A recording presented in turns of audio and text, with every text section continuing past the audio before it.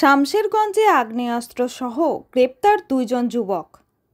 রবিবার রাতে ডাকবাংলা পাকুড় রোড সংলগ্ন ঘোড়ামারা এলাকা থেকে গ্রেপ্তার করা হয় দুজনকে। পুলিশ সূত্রে খবর, তাদের দুজনের নাম আনসারুল ইসলাম, বয়স 28, আরেকজনের নাম শাকিরুল হক, বয়স 29। উভয়ের বাড়ি নতুন জালাদিপুর গ্রামে। ওই দুজন ব্যক্তির কাছ থেকে একটি পিস্তল, একটি ম্যাগাজিন সহ একটি ম্যাগাজিন, 3 রাউন্ড গুলি বাজেয়াপ্ত করেছে পুলিশ। বাজেয়াপ্ত করা হয়েছে একটি মোটর বাইকও। আজ সোমবার জঙ্গিপুর মহকুমা আদালতে পাঠানো হয়েছে। আগ্নেয়াস্ত্রের কারবারের সঙ্গে কে বা কারা জড়িত রয়েছে তা তদন্ত করে দেখছেন শামশেরগঞ্জের থানার পুলিশ।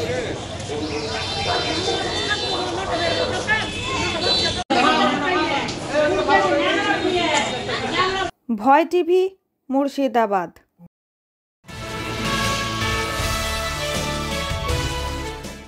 এই মুহূর্তে ঘাটাল নিউ মার্কেট থেকে একটি খবর ভেসে আসলো আমাদের ডিজিটাল মিডিয়ায়। গত রাতে মার্কেটে 3টি দোকান পরপর চুরি ঘটনা ঘটে যায়।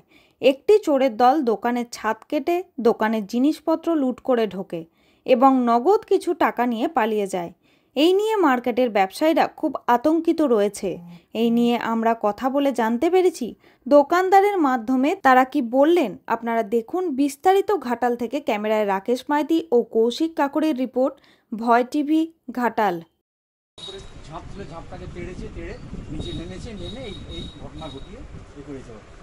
আপনারা থানায় জানিয়েছেন? আমরা থানা জানাবো বলে আজকে আমি চেয়ারম্যান। আপনার মনে হয় কি ক্ষয়ক্ষতি গেছে? ওই 1300-1400 টাকা মতো সব মিলিয়ে মোটামুটি খুচরো পয়সা দিয়ে 5 টাকার কয়েন ছিল, ও টাকাই গেছে, আর অন্য কিছু আদৌ কিছু যায় ওটাই গেছে।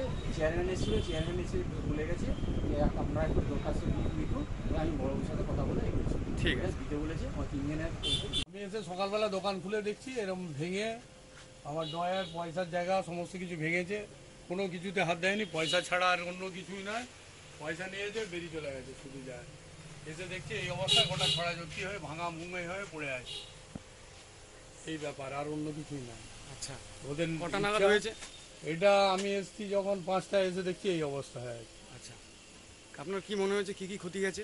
আমার শুধু পয়সা গেছে, আর কিছুই নাই। খুচরো পয়সা যা ছিল, 5 টাকার নোট ছিল, এগুলো নিয়েছে।